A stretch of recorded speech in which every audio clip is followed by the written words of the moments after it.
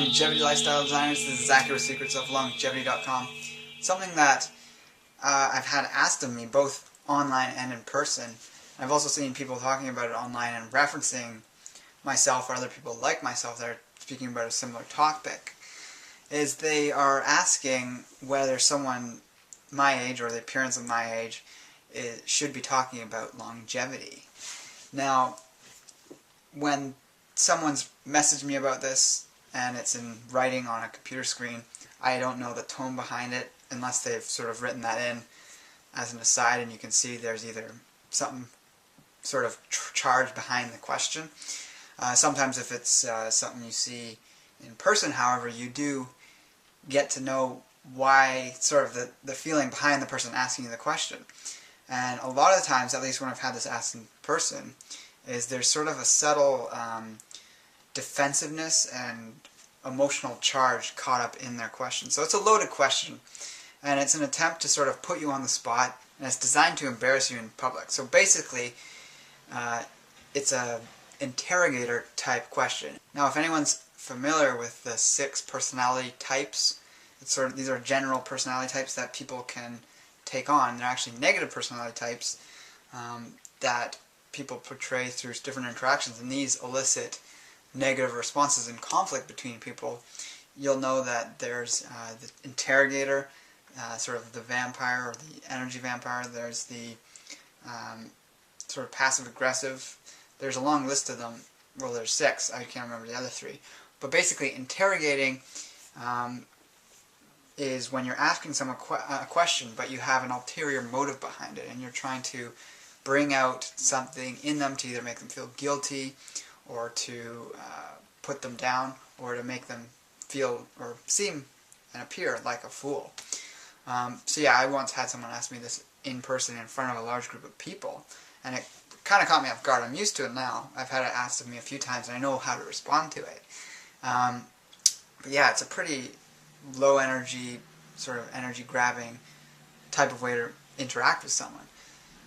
But to get to the point, is someone my age supposed to be talking about longevity? And when I say my age, you know, if you've been following my channel, that I don't speak about my age, and that's just a personal philosophy about another thing we can do to enhance our personal health on a mental level.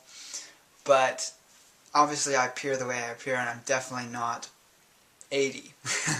So that being said, my response to anyone questioning someone of my young age talking and teaching about longevity is, number one, if you look at any topic, whether it's longevity, nutrition, biology, does the person that's learning about it and then teaching it have to be at a certain place to be teaching it? So for instance, gerontology, that's the study of the elderly, which is in a sense similar to anyone talking about longevity. Do you have to be a senior citizen to study gerontology in university? To become a gerontologist, where you're researching the causes of aging, do you need to be 100? Same thing with longevity. You don't need to be an old person to talk about it if you have the information at your disposal that you can research and then bring to people, and then it's up to the people themselves to determine whether or not you're a good source and reliable source of information. So really, we should be judging people by the quality of their information first and foremost. Things like their accreditations, their experience, and even their looks, I think personally come second, but they all are important to take into account when taking in information from any source. And we could sort of take any one of those and say that they're the most important, but really we need all of them. And experience, that does come with age in terms of the amount of time you've been discussing and teaching something, but you do have to start somewhere. So there's going to be people that have been teaching something for 1 year. There's going to be people who have been teaching something for 5 years. There's going to be people who have been teaching something for 20 years. Oftentimes, people that are at 1 or 5 years can often have information that's different or more cutting edge than people at 20 years. Obviously, the people that are younger might make more mistakes in some cases. Oftentimes, the people at 20 plus years of experience teaching something might be making tons of mistakes. So that's where it comes down to the quality and applicability of the information being presented. Now, I don't mind if people choose not to listen to me or watch my channel or come to my event if I'm doing a lecture somewhere because I appear young.